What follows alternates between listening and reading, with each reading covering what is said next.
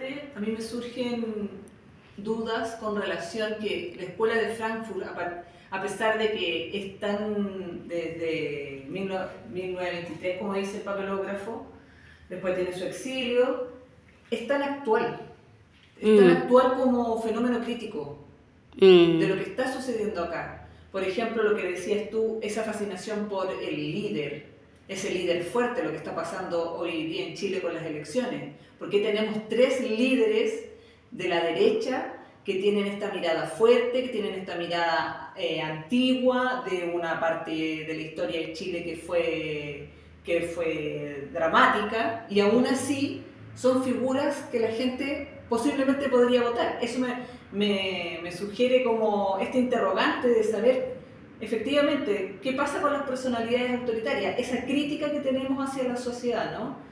Eso como fenómeno me parece interesante.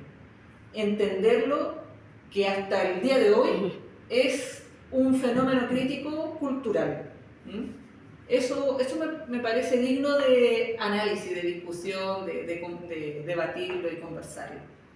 Sí, mira, es tan interesante esto que se emparenta, yo creo, con la filosofía en el sentido de que del 20 al 30, con el hecho de haber surgido todo el nacionalsocialismo en Alemania y después también todo el fascismo en Italia, esas dos cosas nos han marcado, ya cumplen 100 años, pero todavía nos marca porque entre medio nosotros tenemos todas las dictaduras latinoamericanas. Claro. Entonces, y sobre todo a los chilenos. Entonces, en ese sentido, es súper interesante ver que el siglo XX ya tenía el autoritarismo detrás, pero no hay nada, no hay nada como el Holocausto, por ejemplo, ¿no? O sea, el otro es tu enemigo y tú lo tienes que eliminar. Claro. Y entonces nosotros vemos lo que está pasando ahora en Brasil, con todo el exterminio y el desastre del gobernador en Río de Janeiro. Nosotros vamos viendo cómo esto se va repitiendo, y lo lamentable es que el fascismo, en este momento, ¿no? Ese gesto fascistoide que decía Alín, nuestro poeta, decía que hay un gesto fascistoide que recorre Chile, está sostenido en este momento por hombres de clases bajas. Sí, es súper interesante ese fenómeno. Entonces, imagínate que en algún momento fue sostenido por mujeres, más conservador, etcétera, ¿no? Se decía que la mujer, digamos, protegía a la familia, y ahora eso se va moviendo a grupos etarios más jóvenes, y entonces tendríamos que decirnos, ¿no? De preguntarnos cómo nos hemos ido deshumanizando, cómo de alguna manera entró muy fuerte toda la cosificación del otro, la eliminación del otro, la deshumanización, y cómo se acabaron todos los valores de la reflexión, la justicia, ¿no? Que es la lealtad, el respeto, entre comillas. Y entonces, como los grandes valores humanistas quedaron segregados por este concepto, qué sé yo, comercial, de cuánto tienes, cuánto vales. Claro.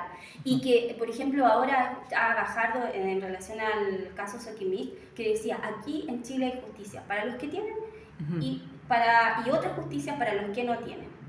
Entonces, si nosotros vemos eso, es la división del mundo en un lenguaje económico, ¿no? La economía, cómo se mete en la sociedad y en la psicología de la gente, y cómo de alguna manera Frankfurt dice, bueno, acá entonces, porque no es solamente la razón, ¿no? Sino que son los monstruos que generan esa razón.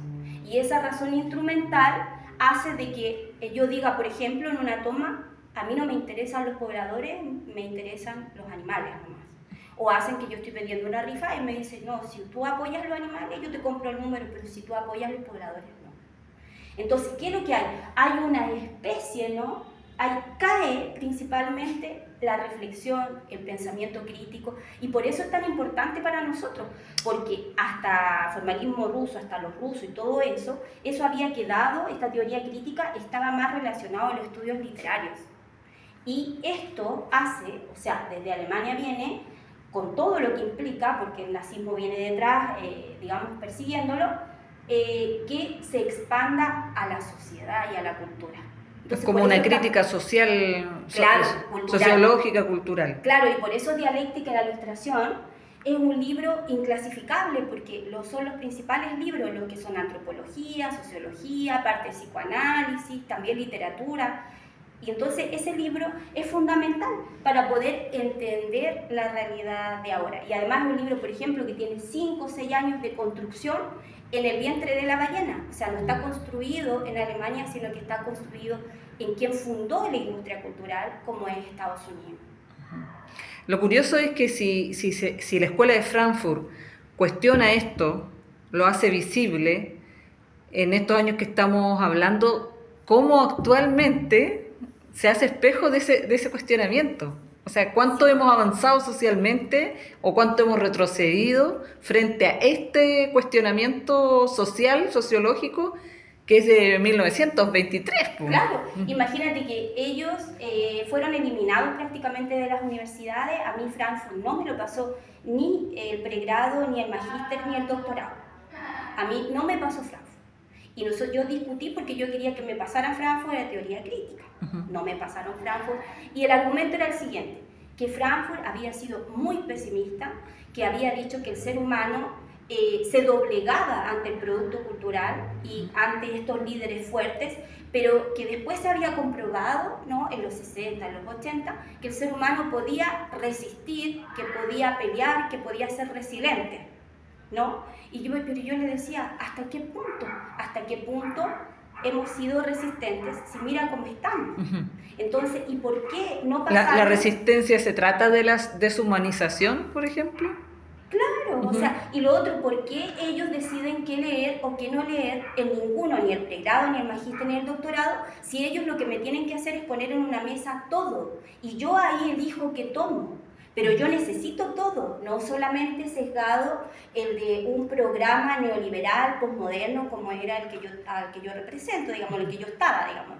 Y yo quería estas cosas, y ellos no la pasaron. ¿Y eso es habitual dentro de los doctorados, de los pregrados? Sí, Frankfurt, o sea, yo he preguntado en otros lados y pasan una parte, quizás la Chile, en el lado mío de provincia no lo pasan. De hecho, han empezado a pasarlo muchas veces porque los mismos estudiantes lo piden. Pero en realidad todas nuestras universidades están atrasadas y están pasando hasta el 60. ¿No? Y esto prácticamente, lo más crítico de lo más crítico, siempre lo dejan de lado. ¿Por qué? Porque nosotros tenemos un programa neoliberal, no solamente en las universidades privadas, porque yo he hecho clases en universidades privadas, públicas, de todo. No, también en las universidades públicas. Y eso es lo catastrófico.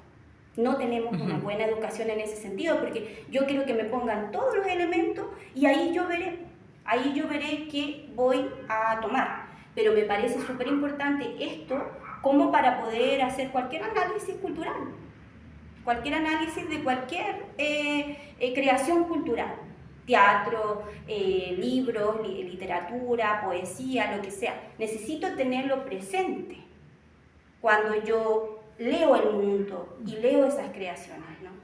Las veo. Y sin embargo, no nos pasan una herramienta crítica de peso. Para mí esto ha sido mucho tiempo de poder reconstruirlo sola y poder aplicarlo hasta en la tesis doctoral, como para poder defenderlo y que me lo critiquen, pero poder defenderlo. ¿Me entienden? Entonces es una cosa de uno se la juega por esto, uno cree que esto, claro que era pesimista porque tenían la Segunda Guerra Mundial y el Holocausto atrás, no podían ser optimistas, ¿no? Y después me imagino que en el exilio, donde tú dices que hablan de la instrumentalización de Hollywood, del producto cultural, también hay una crítica súper grande que hacer al producto cultural que se estaba mostrando. Así es. Y imagínate que ellos lo ven porque en el fondo esa estandarización del pensamiento, nunca nosotros vamos a ser diferentes, o sea, nunca vamos a ser igual que los de antes después de Hollywood. No. Porque es un pensamiento hollywoodense que nosotros ya tenemos, no importa que estemos al sur del mundo, Chile, pero vimos los mismos dibujos animados, las mismas películas, las mismas cosas, y ahora estamos viendo los mismos productos de serie de Netflix, estamos con los mismos, ¿cachai? Sistemas de comunicación en X, en Instagram, es lo mismo. hay una hegemonía, hay algo dominante súper fuerte, y Frankfurt, sin tener todo este salto, digamos, que implica la tecnología, ni la IA, ni nada, ellos ya lo ven. Entonces es muy interesante porque es prácticamente como la continuación de lo que se señaló como los filósofos de la sospecha. Es decir, que el filósofo tiene que sospechar en relación a lo que tú mandaste. Siempre se me olvida, Chul Han, ¿no? El apellido, ¿cómo se llama? El filósofo coreano. ¿Por qué? Porque él dice que el filósofo tiene que ser como un tábano, que rápidamente, ¿no? Que asedia a un caballo pasivo, ¿no? O sea, que lo moleste, que lo interpele. Y eso es lo que ha hecho él, es decir, interpelar, denunciar. Por eso con la sociedad del cansancio, la autoexplotación, que es peor que la explotación de afuera. O sea, y esos libros, ¿no? Que son cortitos, todos que sí. La sociedad del cansancio, te despiertan, te hacen pensar, ¿no? Y te generan esta crítica, porque él ya se dio cuenta de que el filósofo tiene que ser incómodo cualquier mecanismo del poder. Y yo diría que no solamente el filósofo, yo creo que los escritores, el que crea algo, ¿no? Y se acomoda, perdió, porque su lengua ya no está viva, ya está negociando con el poder. Tiene que ser incómodo y tiene que ser capaz de pagar el costo de la exclusión y el rechazo, porque eso es la cuenta de la libertad. Pero esa incomodidad ya lo ve Frankfurt y el filósofo también lo ve. Entonces, no es terrible como la mayoría de los intelectuales abdicaron y se adaptaron al sistema y dejaron de incomodar los mecanismos de poder. Bueno, y ahora tenemos el resultado de esa comodidad social, de esa falta de crítica. Claro. Por ejemplo, lo que está sucediendo en Argentina, que se apoya a un sistema que va a tener un país opresor encima. Y o sea, todos vuelven a votar por estas personalidades. A conciencia, claro. Claro, que tienen que ver también, incluso fuerte, pero también el león, ¿no?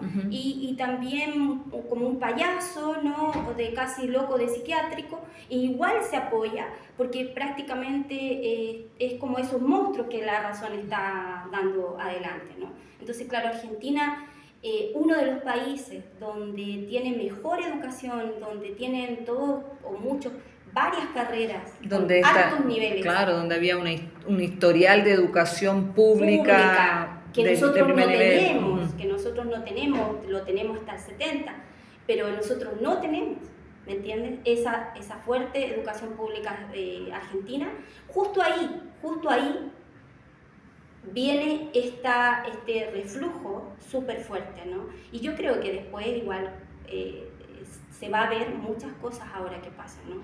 Porque estamos en un reflujo conservador, pero después vamos a ver un millón de otras cosas. No por nada, en 2019 en 40 lugares del mundo hubo un estallido. Entonces, si estamos como, no vamos a solucionar las cosas con eliminación, con desalojo, con ejecuciones de 130 personas en Río de Janeiro. No vamos a solucionar las cosas. Nosotros tenemos que ser capaces de reflexionar sobre estos valores y volver a una razón humanista. ¿Se podría poner como ejemplo, quizás como un avance humanista, lo que está sucediendo tanto político como culturalmente en México? Sí, sí, yo creo que sí, que hay una apuesta porque, por ejemplo, en política internacional no hay intervencionismo. Yo el otro día, por ejemplo, yo puedo tener críticas a todos los gobiernos, pero el hecho de ver en Veracruz la presidenta embarrada, ¿no? Por las lluvias y todo, es una cosa que dice mucho. Y uno agradece eso, porque la autoridad tiene que embarrarse, tiene que mancharse. Entonces hasta el barro aquí con las personas y tratando de solucionar las cosas y siguiendo todo eso. Y también lo que está pasando en Irlanda, ¿no? Claro. Porque también o sea, por lo menos vamos a estar más protegidos en ese estado de bienestar, o va a haber autoridades que están, digamos, preocupados de los más pobres.